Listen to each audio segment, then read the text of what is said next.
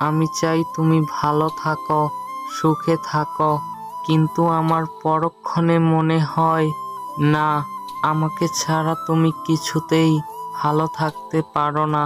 তোমার প্রতি এক আকাশ অভিমান। তোমার কাছে এই চিঠি কাগজে কলমে না, মনে মনে। তুমি কি শুনতে পাও? শুনতে যদি পাও, তবে তোমার কাছে আমার শেষ একটি প্রশ্ন। আমি কি তোমার কোনো কিছুতেই নেই আর?